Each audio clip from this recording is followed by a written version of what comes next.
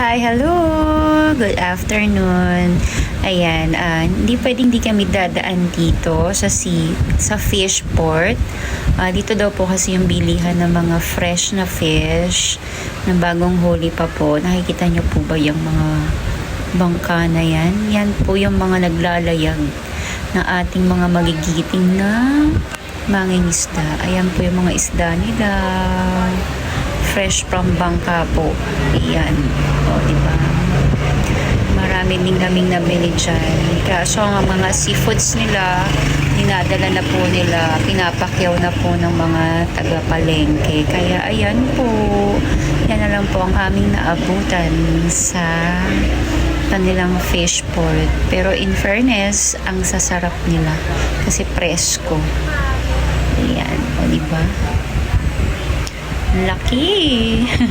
Nice one! Diba? Dami po ni Papang na pamili dyan. Ang mga isda, since Holy Week ngayon, kailangan puro fish ang ating kainin. Ayan na po. Ang dami. O, diba? Hala, uy! Sarap! Thank you for watching, everyone. God bless us.